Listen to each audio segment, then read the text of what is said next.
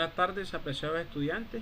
Hoy vengo a hablar con ustedes un tema relacionado con su guía de trabajo, que tiene que ver con la representación gráfica de las tablas de frecuencia. Comenzaremos por diagramas de barra. Para entender mejor esto, vamos a graficar, a presentar una gráfica ya, un diagrama de barra, donde representamos la talla de calzado y sus respectivos valores. Como podemos ver, aquí están las tallas. Va de la talla 35, la talla 40, y aquí tenemos el número de personas que está relacionada con cada talla. Como podemos ver, los de 35 hay 3 personas con talla de 35, 0 personas con talla de 36 y así sucesivamente. Esta información que se encuentra en la tabla de frecuencia la vamos a representar en la siguiente tabla. Como podemos ver, aquí tenemos que para 35 la frecuencia es 3. Para 36, note que no aparece ninguna barrita. Para 37 tenemos 15. Para 38 tenemos 1. Para 39 tenemos 5. Y para 40 tenemos 1. Respectivos valores. Como podemos observar, el diagrama de barra, los datos de la tabla de frecuencia se encuentran representados. Un diagrama de barra me facilita mejor interpretación que una tabla de frecuencia. Por eso son muy recomendados utilizar estos diagramas. Bueno, ahora hablemos cuáles son las características que tiene un diagrama de barra. Primero que todo, en la parte horizontal, el eje horizontal, se colocan las opciones, o sea, las variables, y en la parte vertical van las frecuencias absolutas. Esta es una de las características del diagrama de barra. El ancho de todas las barras debe ser igual. Y la altura de las barras indica la frecuencia de esas variables. Y por último, la distancia que separa cada una de estas barras debe ser la misma, debe ser igual. Miremos un ejemplo. El siguiente diagrama de barra representa los resultados de un torneo de fútbol que se jugó el mes anterior en un barrio. Como podemos ver, aquí están los resultados. Son 4 equipos: Águilas, Cóndores, Tigres y Leones. Estos representan las variables tipo cualitativo. Tenemos que Águilas hizo una puntuación de 6, Cóndores de 11, Tigres de 3 y Leones de 14. Como podemos ver, el ancho de todas las barras son iguales y la distancia de separación es la misma. Entonces está cumpliendo con las características que tenemos aquí. Note, en el eje horizontal van las opciones y en el eje vertical la frecuencia absoluta. Entonces note que lo que tenemos aquí es que satisface la parte horizontal, satisface los equipos, y la parte vertical la frecuencia absoluta. Bueno, miremos entonces la interpretación de esa tabla. Note que esta información, como la tenemos aquí, esta información la puedo pasar a una tabla también o viceversa. Entonces la tabla que tenemos es la siguiente: Águila 6, Cóndores 11, Tigres 13 y Leones 14. De esa tabla nacen unas preguntas que podemos hacer y nos sirven para hacer interpretaciones. Como por ejemplo, la primera pregunta: ¿qué equipo ganó el torneo? Como podemos ver aquí, el que hizo más puntos. ¿Cuál fue el que hizo más puntos? Leones. Entonces aquí está. Soluciones, porque la gráfica la que representa mayor punto obtenido son Leones. Siguiente pregunta: ¿qué equipo ocupó el último lugar? El que tenga menos puntos. Si observamos esta tabla o la gráfica anterior, observamos que fue Tigre, porque tiene 3 puntos. Pero note que el último lugar corresponde al equipo de Tigre. Otra pregunta: ¿qué puntaje obtuvo el equipo de Cóndores? Entonces buscamos en la tabla Cóndores, puntaje obtenido 11. Como lo observamos aquí, Cóndores su puntaje de 11.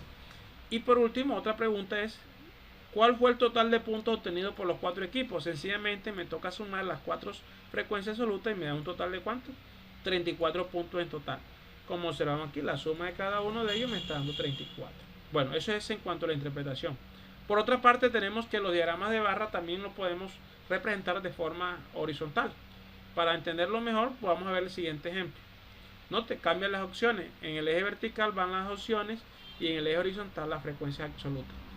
Como lo vemos aquí, aquí estamos representando los sabores, unos sabores que le gustan a los niños de una institución. Entonces, note que las barras son horizontales a diferencia de lo anterior. También podemos encontrar esta información de esta manera. Con base a esta gráfica podemos hacer las siguientes interpretaciones, que es lo que nos interesa en este momento. Como podemos ver, 25 niños prefieren ¿qué? Chocolate. Vainilla, 15 niños. Fresa, 8 niños y chicle 12 niños. Otra interpretación que podemos tener, el helado de mayor frecuencia que más le gustan a los chicos fue el chocolate y el que menos le gustan fue la fresa. Otra interpretación, la cantidad de niños encuestados en total fue 60. ¿Por qué? 12 de chicle más 8 de fresa me dan 20, más 15 de vainilla 35 y más 25 de chocolate me da un total de 25. Bueno, ya tenemos todo lo que tiene que ver con el diagrama de barra. Ahora vamos a hablar de un nuevo diagrama, que es un diagrama circular. Es otra forma de representar la información basada en una tabla de frecuencia. Normalmente se utiliza para variables tipo cualitativa, conocido también como gráfico de pastel, gráfico de la torta o gráfico de sectores o de 360. Entonces, algunas de las ecuaciones matemáticas que me permiten calcular el ángulo correspondiente para graficar dicho diagrama se encuentran con estas tres expresiones que al final dan lo mismo. La primera está en términos de la frecuencia absoluta, la siguiente está en términos de la frecuencia relativa y la última ecuación está en términos de la frecuencia porcentual. Para entenderlo mejor, vamos a representar unos datos basados en ejemplos anteriores que lo tenemos en la siguiente tabla. Tenemos los colores preferidos de algunos estudiantes con su frecuencia absoluta. O sea, muchos prefieren el negro 4, el azul 5, el amarillo 5 y el rojo 6. Tenemos un total, si sumamos esto de la frecuencia absoluta, el total fuera de 20. O sea que 20 representa el número de encuestados. ¿Cómo se calcula la frecuencia relativa?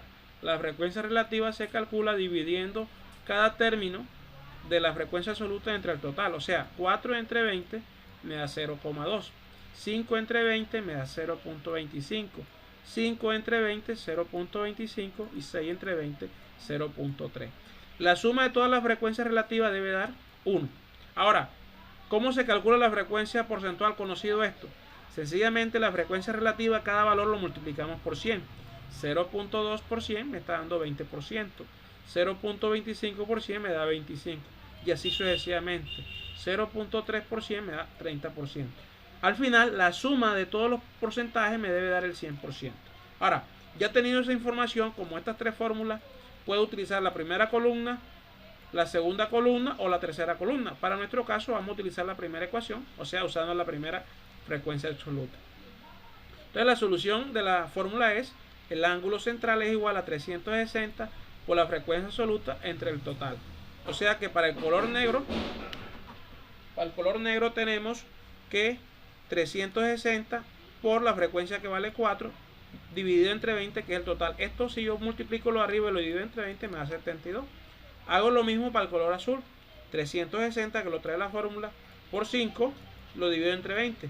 Multiplico lo arriba y divido entre 20, me da 90. Como el azul tiene un valor de 5 y el amarillo también un valor de 5, deben tener el mismo ángulo, como lo vemos aquí. Y por último, el color rojo es multiplicar 360 por 6 y entre 20. Multiplicamos lo arriba, lo dividimos entre 20, me da 108. Si sumamos todos estos cuatro ángulos, me deben dar 360 grados, los cuales lo podemos representar con un transportador en una torta, como observamos aquí. Como vimos, el color amarillo y el color azul representan un ángulo de 90 grados, o sea que estos dos señores tienen un ángulo aquí comprendido de 90 grados. El color negro está representando un ángulo de 72 grados y el color rojo está representando un ángulo central de 108 grados. Entonces, eso es todo por hoy, muchachos, y espero que les sirva de mucho.